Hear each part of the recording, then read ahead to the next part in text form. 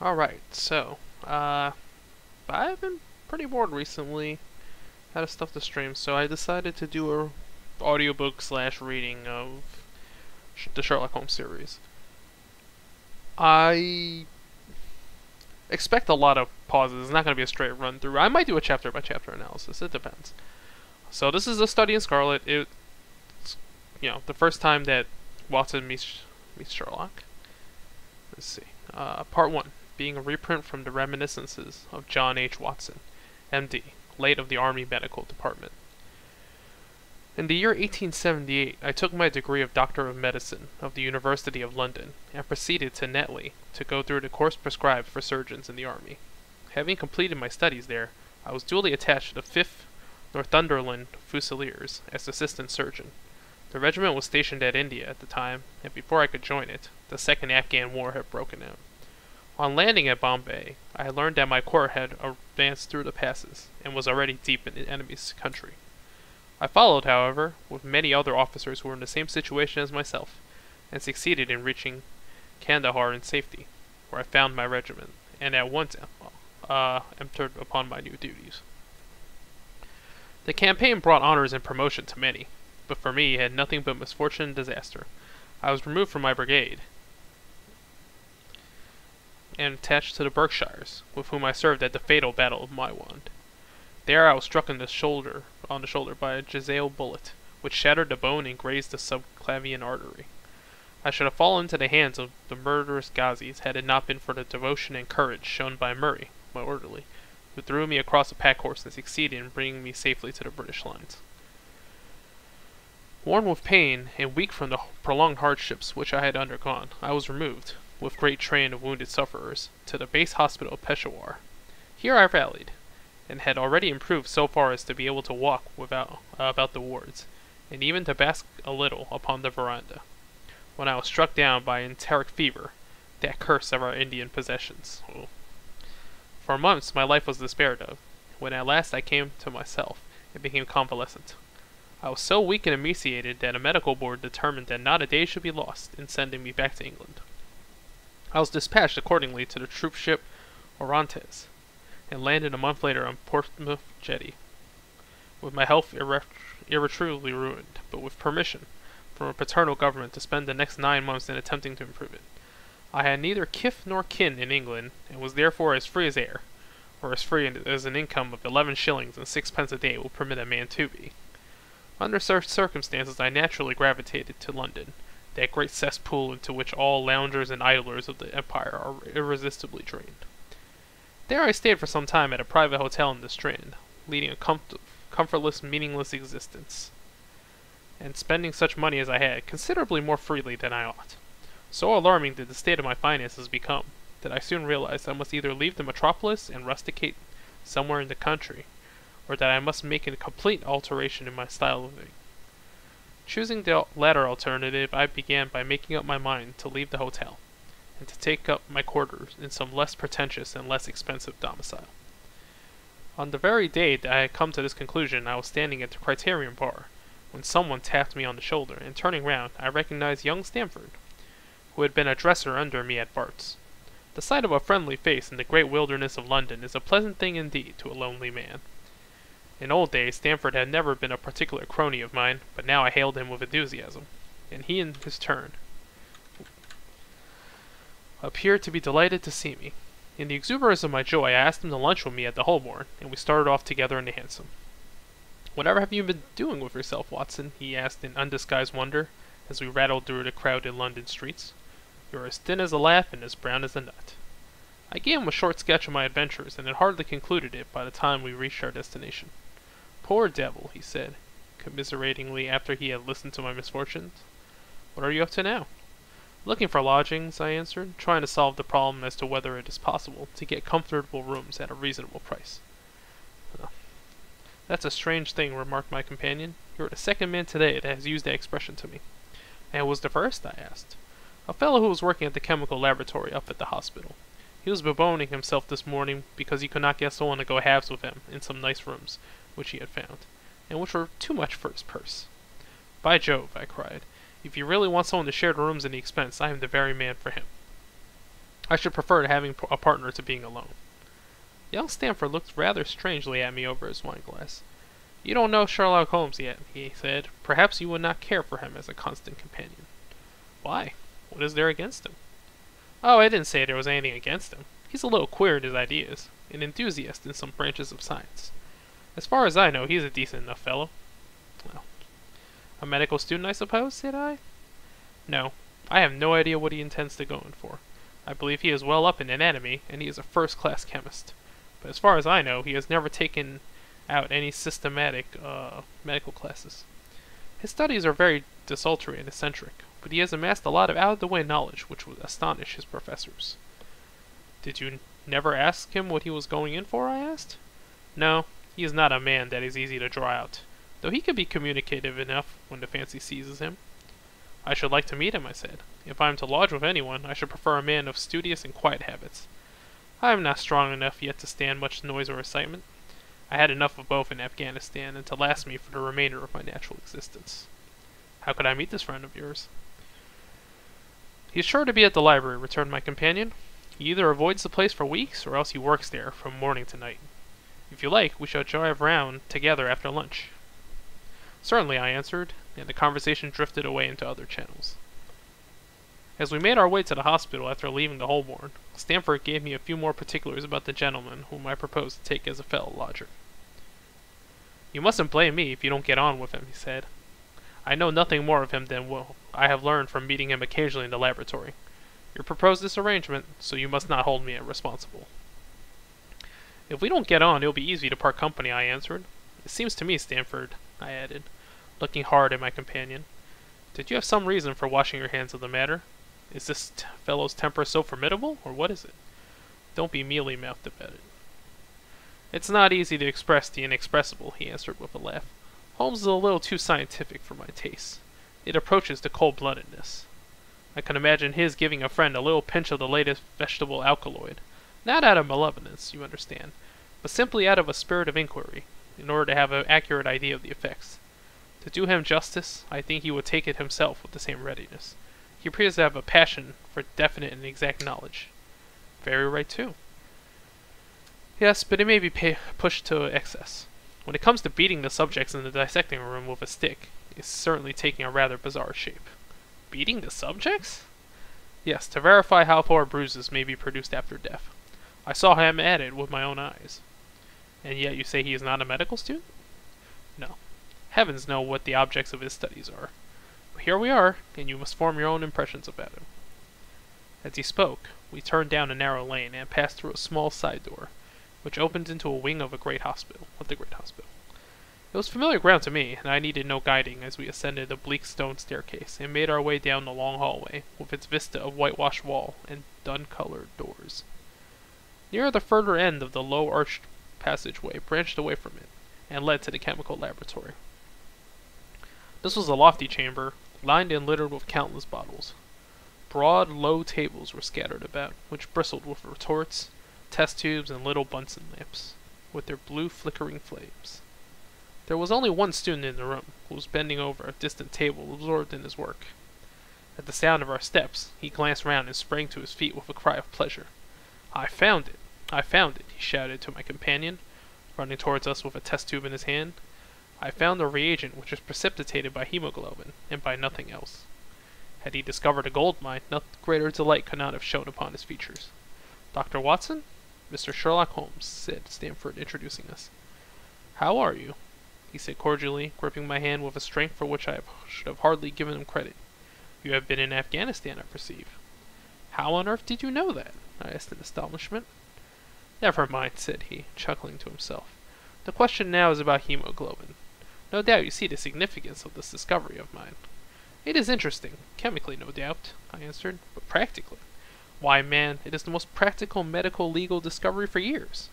Don't you see it gives us an infallible test for bloodstains? Come over here now. He seized me by coat sleeve in his eagerness and drew me over to a table, which he had been working. Let's have some fresh blood, he said, digging a long bodkin into his finger and drawing off the resulting drop of blood in the chemical pipette. Now, I add a small quantity of blood to a liter of water. You perceive that the resulting mixture has the appearance of pure water. The proportion of blood cannot be more than 1 in a million. I have no doubt, however, we shall be able to attain the characteristic reaction. As he spoke, he threw into the vessel a few white crystals, and added some drops of transparent fluid. In an instant, the contents assumed a dull mahogany color, and a brownish dust was precipitated to the bottom of the glass jar. "Ha ha!" he cried, clapping his hands and looking as delighted as a child with a new toy. "What do you think of that?" "Seems to be a very delicate test," I remarked. "Beautiful, beautiful. The old Guasim test was very clumsy and uncertain. So is the microscopic examination for blood corpuscles. The latter is valueless if the stains are a few hours old. Now, this appears to act as well whether the blood is old or new. Had this test been invented, there are hundreds of men now walking the earth who would have long ago paid the penalty of their crimes." "Indeed," I murmured. "Criminal cases are continually hinging upon that one point. A man is suspected of crime months perhaps after it has been committed. His linen or clothes are examined, and brownish stains discovered among them. Are they blood stains, or mud stains, or rust stains, or fruit stains? Or what are they? That is a question which has puzzled many an expert. And why? Because there was no reliable test. Now we have the Sherlock Holmes test, and there will no longer be any difficulty." His eyes fairly glittered as he spoke, and he put his hand over his heart and bowed as if to some applauding crowd conjured by his imagination. "You are to be congratulated," I remarked, considerably surprised at his enthusiasm. "There was the case of von Bischoff at Frankfurt last year. He would certainly have been hung had this test been in existence. There was Mason of Bradford and the notorious Muller, and Lefebvre of Montpellier, and Sampson of New Orleans.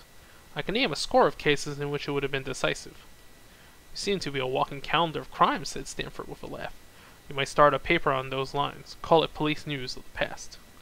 "Very interesting reading it might have made, too," remarked Sherlock Holmes, sticking a small piece of plaster over the prick of his finger. "I have to be careful," he continued, turning on me with a smile, "for I dabble with poisons a great deal." He held out his hand as he spoke, and I noticed it was all mottled over with similar pieces of plaster, and discolored with strong acids.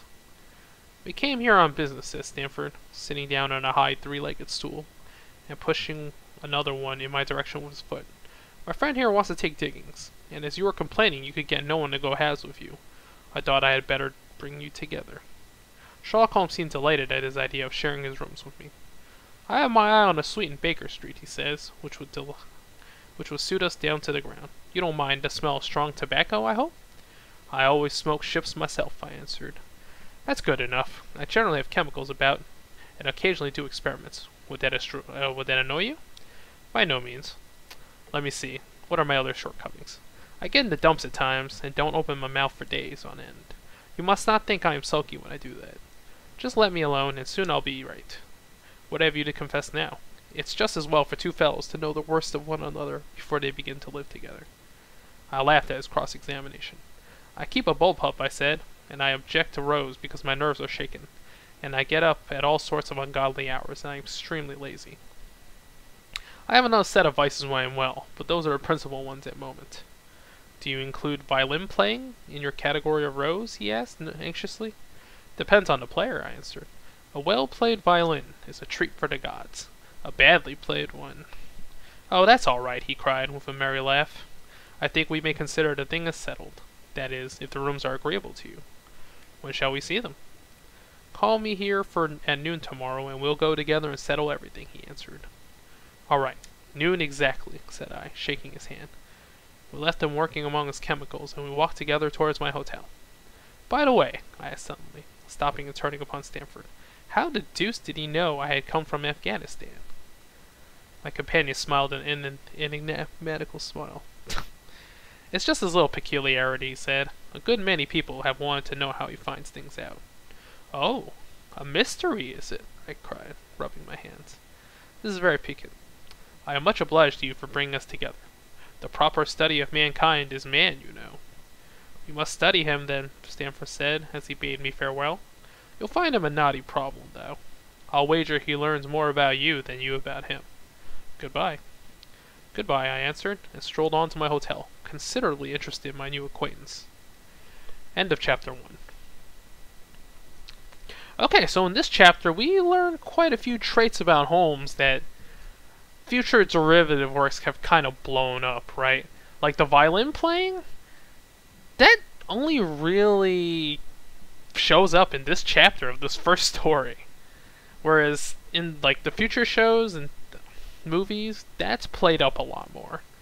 You can also see he's quite a prideful person. I'm pretty sure Conan Doyle actually thought there would be more interest in this chemical test of blood, right? Because back then they didn't have forensics that we do now. In fact, a lot of forensic techniques have been credited to some of these stories, and Conan Doyle himself. Let's see, what else?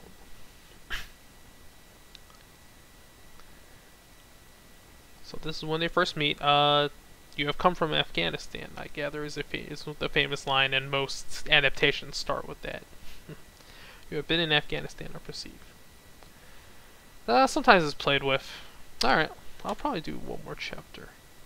Chapter 2, The Science of Deduction. We met next day as he had arranged, and inspected the rooms at number 221B, Baker Street, of which he has spoken at our meeting.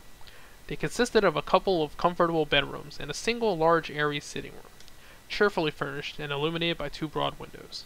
So desirable in every way were the apartments, and so moderate did the terms seem, when divided between us, that the bargain was concluded upon the spot, and we at once entered into possession. That very evening I moved my things round from the hotel, and on the following morning Sherlock Holmes followed me with several boxes and portmanteaus.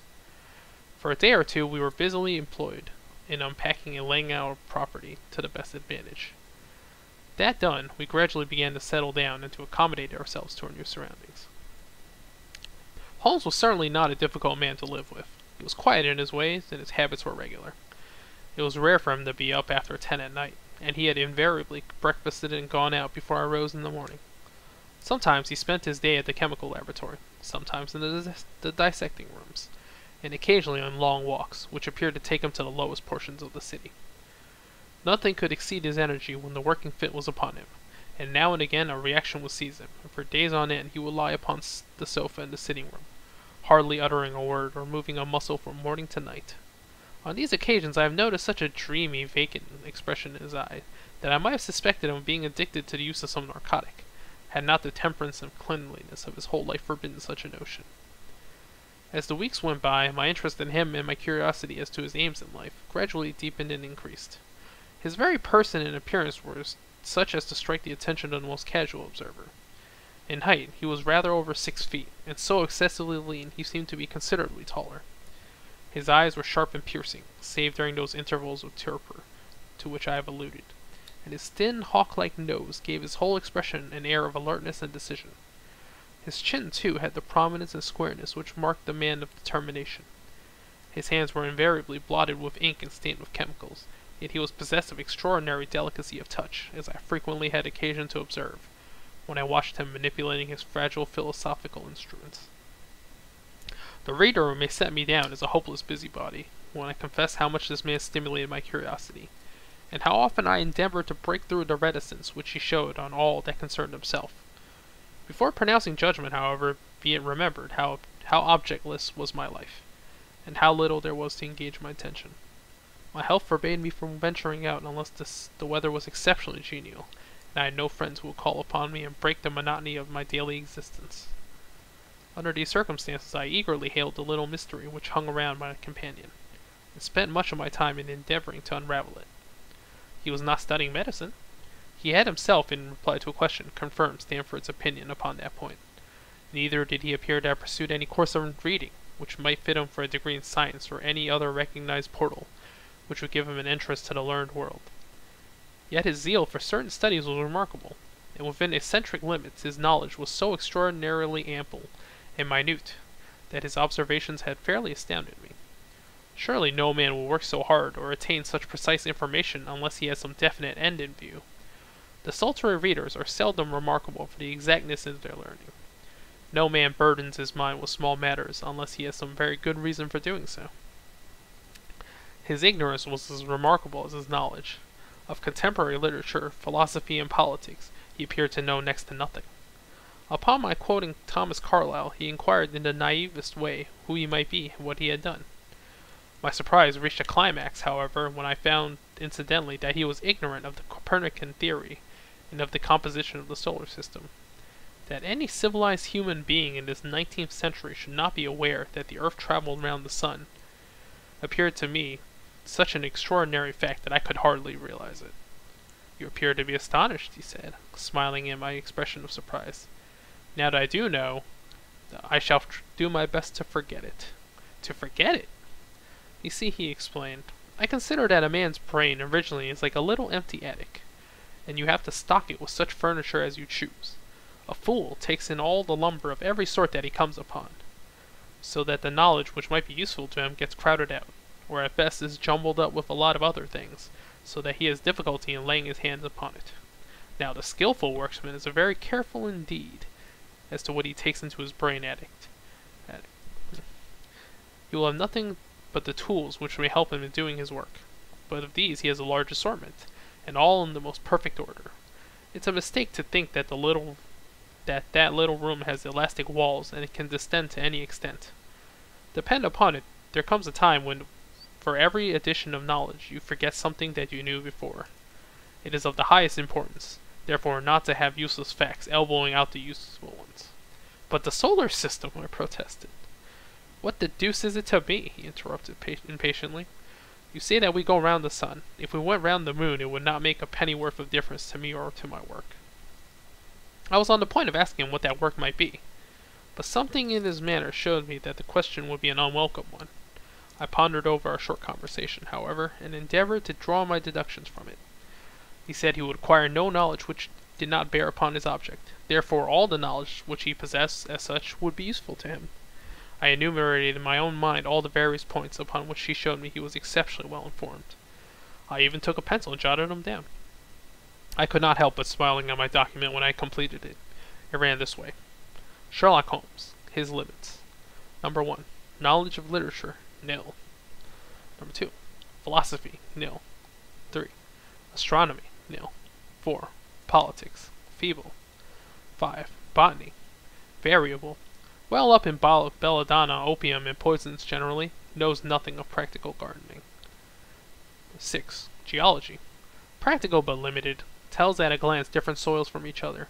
After walks has shown me splashes upon his trousers, and told me by their color and consistence in what part of London he had received them. 7. Chemistry, profound. 8. Anatomy, accurate but unsystematic. 9. Sensational literature, immense. He appears to know every detail of every horror perpetrated in the century. 10. Plays the violin well. 11. Is an expert single-stick player, boxer, and swordsman. 12. Has a good practical knowledge of British law. When I got so far in my list, I threw it in the fire in despair.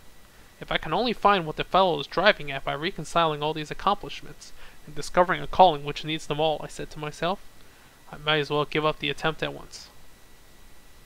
I see I have alluded above to his powers upon the violin. These were very remarkable, but as eccentric as all his other accomplishments, that he could play pieces and difficult pieces. I knew well, because at my request he had played some of Mendelssohn's Lieder and other favorites. When left to himself, however, he will seldom produce any music or any recognized air.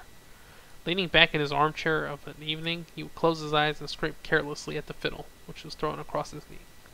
Sometimes the chords were sonorous and melancholy. Occasionally they were fantastic and cheerful. Clearly they reflected the thoughts which possessed him, but whether the music aided these thoughts, or whether the playing was simply the result of a whim or fancy, was more than I could determine. I might have rebelled against these exasperating solos, had it not been he usually terminated them by playing in quick succession a whole series of my favorite airs, as a slight compensation for the trial upon my patience.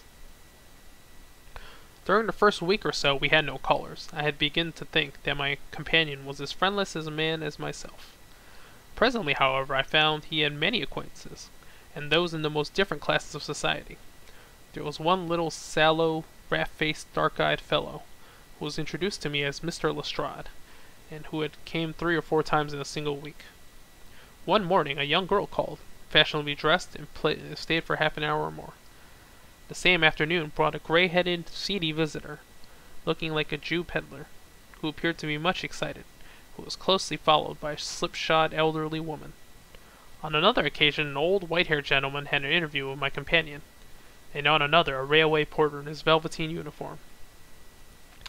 When any of these nondescript individuals put in an appearance, Sherlock Holmes used to beg for the use of the sitting room, and I would retire to my bedroom. He always apologized to me for putting me up to this inconvenience. I have to use this room as a place of business, he said, and these people are my clients. Again, I had an opportunity of asking him a point-blank question, and again my delicacy prevented me from forcing another man to confide in me. I imagined at the time he had some strong reason for not alluding to it, but he soon dispelled the idea by coming around to the subject of his own accord.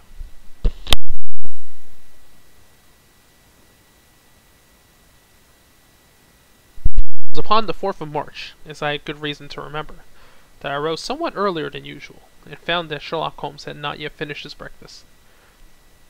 The landlady has become so accustomed to my late habits that my place had not been laid, nor my coffee prepared. With the unreasonable petulance of mankind, I rang the bell, and gave a curt intimation that I was ready. Then I picked up a magazine from the table and attempted to while away the time with it, while my companion munched silently at his toast. One of the articles had a pencil marking at the heading, and I naturally began to run my eye through it. Its somewhat ambitious title was The Book of Life, and it attempted to show how much an observant man might learn by an accurate and systematic examination of all that came in his way. It struck me as being a remarkable mixture of shrewdness and of absurdity. The reasoning was close and intense, but the deductions appeared to be far-fetched and exaggerated. The writer claimed by momentary expression, a twitch of a muscle or a glance of an eye, to fathom a man's innermost thoughts. Deceit, according to him, was an impossibility in the case of one trained to observation and analysis. His conclusions were as infallible as many propositions of Euclid. So startling would his results appear to the uninitiated that until they learned the process by which he had arrived at them, they might well consider him a necromancer. From the drop of water, said the writer, a logician could infer the possibility of an Atlantic or a Niagara without having seen or heard of one or the other. So all life is a great chain, the nature of which is known whenever we are shown a single link of it. Like all other arts, the science of deduction and analysis is one which can only be acquired by long and patient study, nor is life long enough to allow any mortal to attain the highest possible perfection in it. Before turning to those moral and mental aspects of the matter which present the greatest difficulties, let the inquirer begin by mastering more elementary problems. Let him, on meeting a fellow mortal, learn at a glance to distinguish the history of the man, and the trade of profession to which he belongs.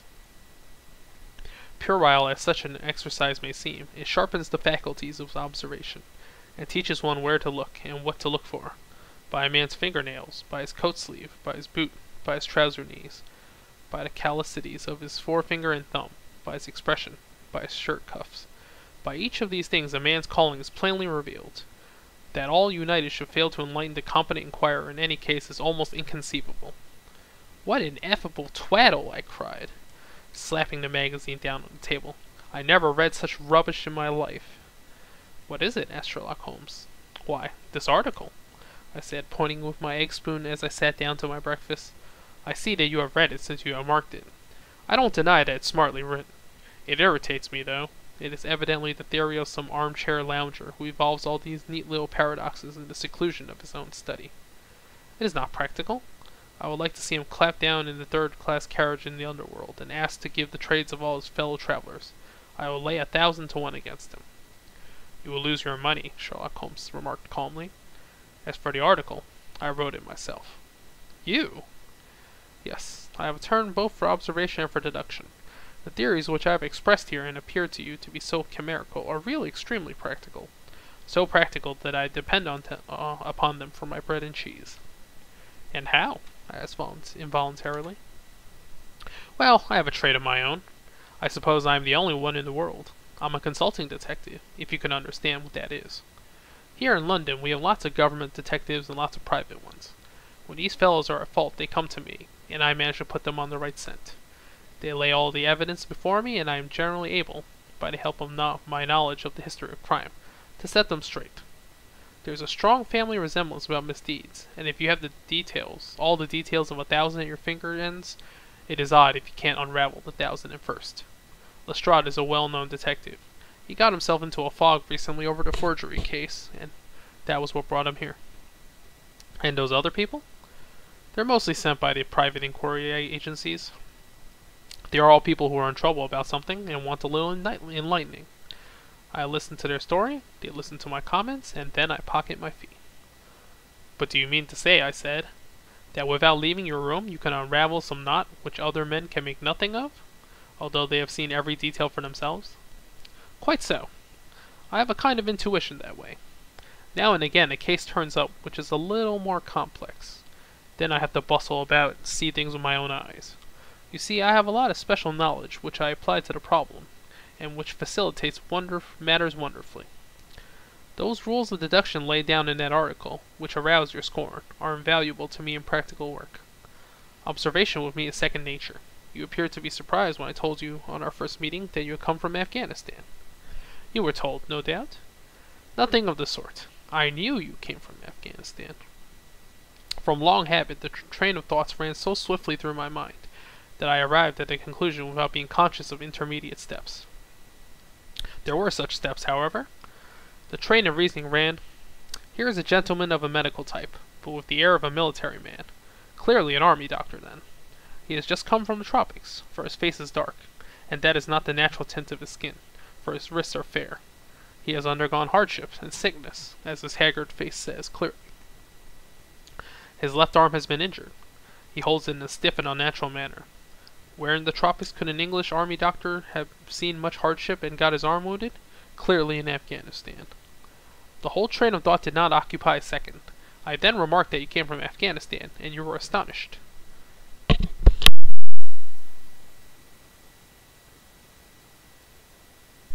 Simple enough as you explain it, I said, smiling. You remind me of Edgar Allan Poe's Dupin. I had no idea that such individuals did exist outside of stories. Sherlock Holmes rose and lit his pipe. No doubt you think you are complimenting me in comparing to Dupin, he observed. Now, in my opinion, Dupin was a very inferior fellow. That trick of his of breaking in on his friend's thoughts with an apropos remark after a quarter of an hour's silence is really very showy and superficial. He had some analytical genius, no doubt, but he was by no means such a phenomenon as Poe appeared to imagine. Have you read Gaboriau's works? I asked. Does Lecow come up with your idea of a detective? Sherlock Holmes sniffed sardonically. Lecow was a miserable bungler, he said in an angry voice. He had only one thing to recommend him, and that was his energy. That book made me positively ill. The question was how to identify an unknown prisoner. I could have done it in 24 hours. Lecow took 6 months or so. It might be made a textbook for detectives to teach them what to avoid. I felt rather indignant at having two characters whom I had admired treated in this cavalier style. I walked over to the window and stood looking out into the busy street. This fellow may be very clever, I said to myself, but he's certainly very conceited. There are no crimes and no criminals these days, he said querulously. What is the use of having brains in our profession? I know well that I have it in me to make my name famous. No man lives or has ever lived who have brought the same amount of study and of natural talent to the detection of crime which I have done. And what is the result? There is no crime to detect, or at most some bungling villainy with a motive so transparent that even a Scotland Yard official can see through it. I was still annoyed at his bumptious style of conversation. I thought it best to change the subject. I wonder what that fellow's looking for, I asked, pointing to a stalwart, plainly dressed individual who was walking slowly down the other side of the street, looking anxiously at the numbers. He had a large blue envelope in his hand, and was evidently the bearer of a message. You mean the retired sergeant of Marines? Said Sherlock Holmes. Brag and bounce, I thought to myself. He knows that I cannot verify his guess. The thought had hardly passed through my mind when the man whom we were watching caught sight of the number on our door, and ran rapidly across the roadway. We heard a large knock, a deep voice below, and heavy steps ascending the stair. For Mr. Sherlock Holmes, he said, stepping into the room and handing my friend the letter. Here was an opportunity of taking the conceit out of him. He little thought of this when he made that random shot. May I ask, my lad, I said in the blandest voice, what's your trade may be? Commissionaire, sir, he said gruffly. Uniform away for repairs. And you were? I asked with a slightly malicious glance at my companion. A sergeant, sir. Royal Marine Light Infantry, sir. No answer? Right, sir. He clicked his heels together, raised his hand in salute, and was gone. End of chapter 2. Alright. There's the violin again? Yeah, they also a lot of later series parody that too, about how he doesn't know that the sun that the earth revolves around the sun. They even make it a key point in one of the episodes of Sherlock later on that he has no knowledge of astronomy. What else? What's there? Oh yeah, also his brain attic thing. Yeah, well, this was written a while ago, right? We now know that that's not how memory works. If there is a limit to how much a man can know or remember, we haven't reached it yet. Supposedly, we remember everything we've ever experienced. It's just you can possibly lose access to those memories. That's why they have the whole memory palace thing in the Sherlock series. That's a real technique, by the way. You can remember facts by associating them with a place or it doesn't have to be a real place. You can just that's a technique actual people use. It's also why you shouldn't study and sleep in the same area, because you might associate studying with going to sleep. There's one more thing.